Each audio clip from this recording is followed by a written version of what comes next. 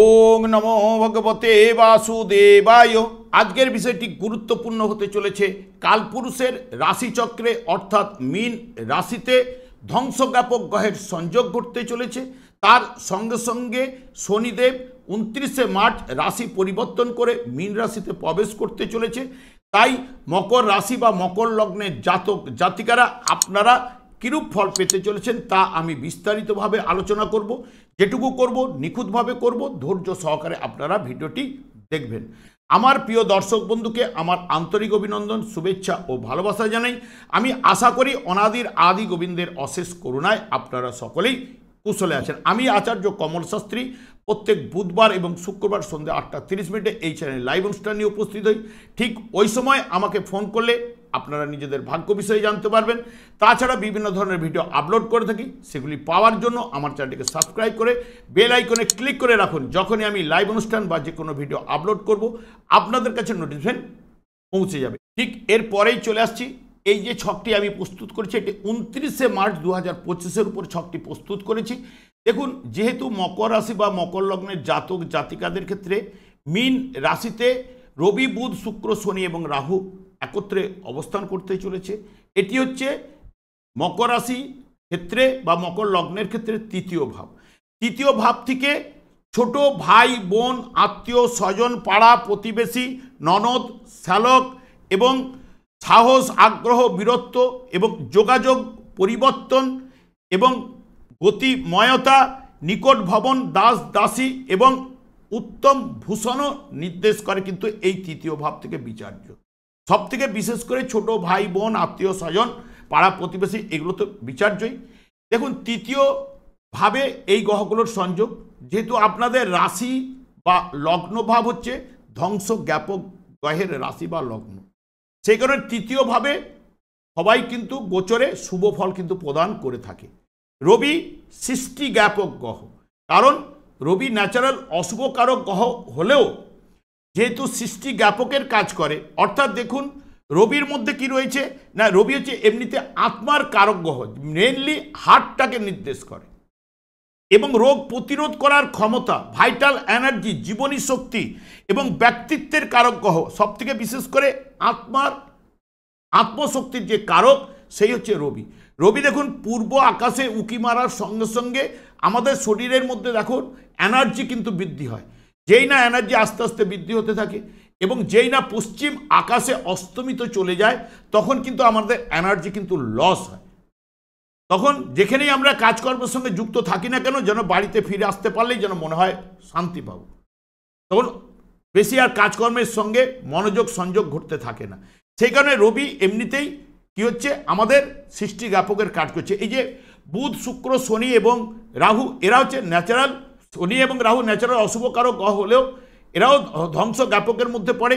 যেমন বুধ কি করে, বুধের মধ্যে রয়েছে কিন্তু বিদ্যা বুদ্ধির কারক গ্রহ বলতে গেলে, এবং শিক্ষা এবং বাক্য, এই যে আমরা যে কথা বলছি, এবং প্রচণ্ড বুদ্ধিমত্তা, স্মরণশক্তি, অনুকরণ প্রিয়, এটা হচ্ছে বুধের মধ্যে রয়েছে। বুধ আবার স্বাধীনভাবে নিজে কিন্তু একা কিন্তু ফলদান করতে পারে না, যে গ্রহটির সঙ্গে যুক্ত থাকে সেই যুক্ত অনুযায়ী ফলদান কিন্তু করে থাকে। এই জায়গায় শুক্র, এই যে বুধ কি করে, আমাদের শরীরের মধ্যে যে অপ্রয়োজনীয় জিনিসগুলোকে সেটা আটকে রাখে, বের করতে দেয় না। বিশেষ করে যে আমাদের পায়খানা, পেচ্ছাপ যদি শরীর থেকে যদি ঠিকমতো নিষ্কাশন হয় তাহলে কিন্তু শরীর কিন্তু আমাদের সুস্থ কিন্তু থাকবেই। সেইগুলো জায়গাগুলোকে বুধ কিন্তু আটকে রাখে।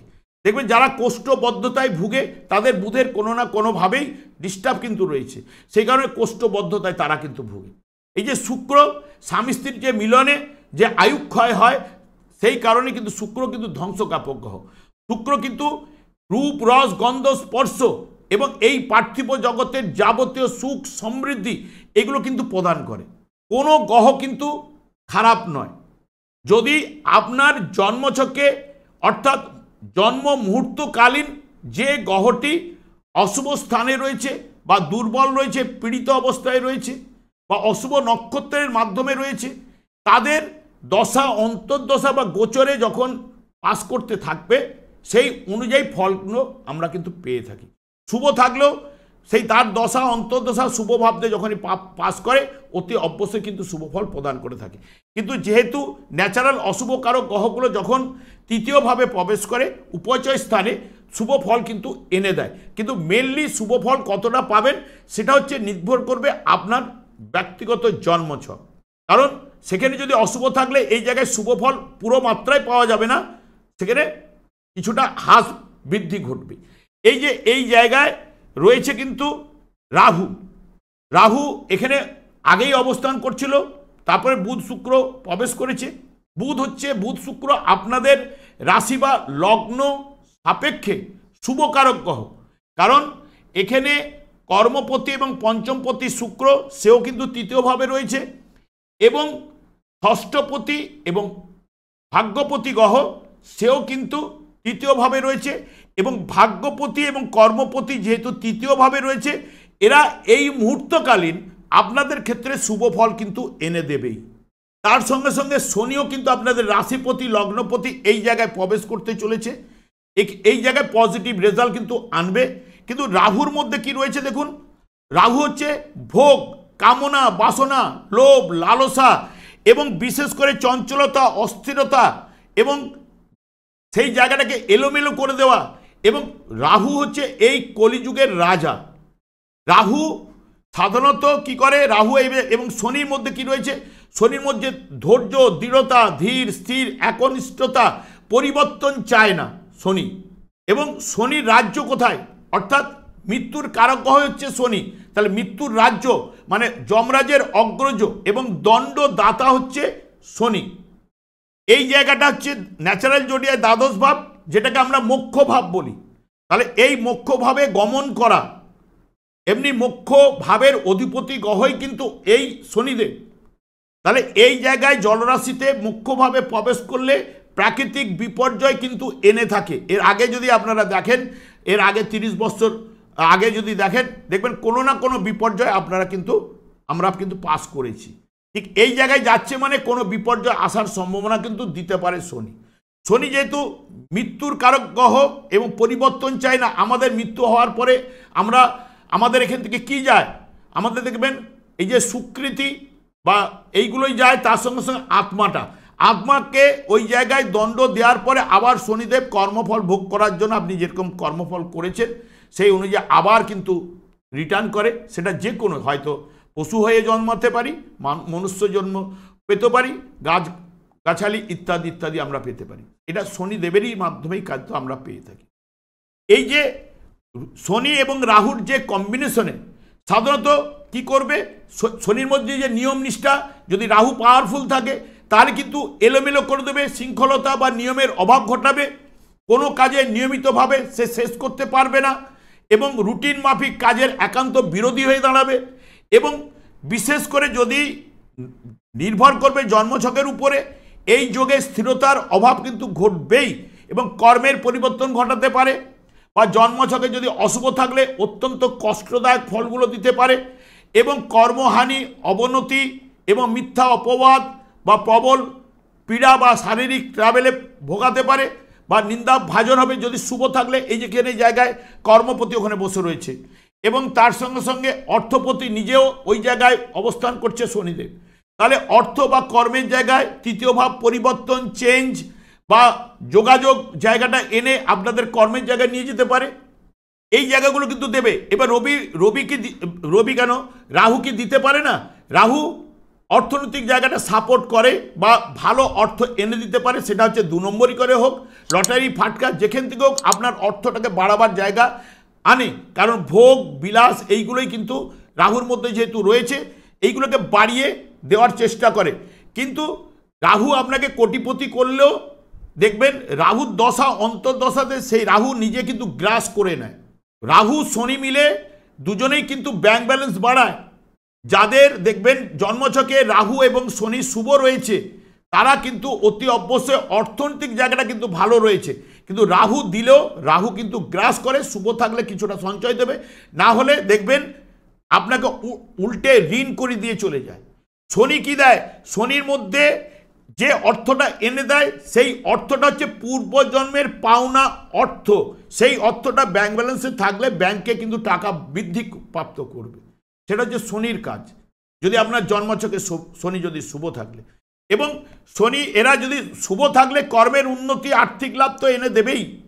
এবং তার সঙ্গে সঙ্গে এই যে যখন আপনার মধ্যে অর্থ যখন চলে আসবে, অর্থ হচ্ছে অনর্থের মূল কারণ দেখবেন যখন আপনার মধ্যে অর্থ আসার সঙ্গে সঙ্গে গর্ব বোধ, অহংকার এগুলো কিন্তু জন্মে যাবে। জন্মে যাওয়ার সঙ্গে সঙ্গে অন্য সাধারণ মানুষকে হেয় করা, এটাই হচ্ছে অধঃপতনের জায়গাটা নিয়ে আসবে। কারণ আমরা এই পৃথিবীতে এসেছি ভগবানের নাম কীর্তন করার জন্য। সেই জায়গার পরিবর্তে তখন আমরা মায়ার জগতে এসে আমরা নিজের ছাড়া কেউ কিন্তু অপরের জায়গাটা কিন্তু ভাবে না। দেখবেন নিজের ছাড়া কেউ কিন্তু ভাবে মানে অন্য কাউকে কিভাবে কি করবে না করবে, তার অসুবিধায় পড়েছে তাকে হেল্প করা ইত্যাদি কেউ করবে না। তখন সে বলবে নেই ভাব।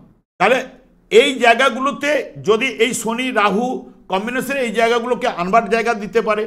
এবার রবি বুধের সম্পর্ক কিন্তু শুভ সম্পর্ক, কারণ এমনিতে রবি বুধের সঙ্গে পাশাপাশি থাকে শুক্র। এই যে এই জায়গায় রবিও কিন্তু রেবতী নক্ষত্র দিয়ে পাস করবে।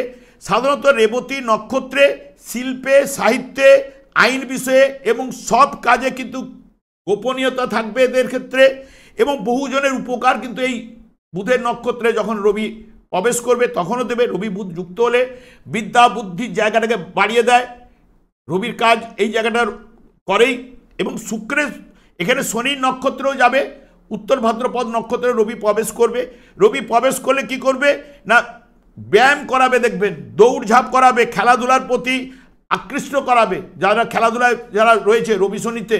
এবং সব থেকে বিশেষ করে অল্প পরিশ্রমে বেশি উপার্জন করায় এবং নানা গুণের প্রকাশ কিন্তু এই রবি শনির যোগে কিন্তু এনে দেয়, এবং মনের জোর কিন্তু বাড়ায়, অল্প পরিশ্রমে উপার্জন বাড়ায় যদি অশুভ যদি থাকে রবি শনিতে।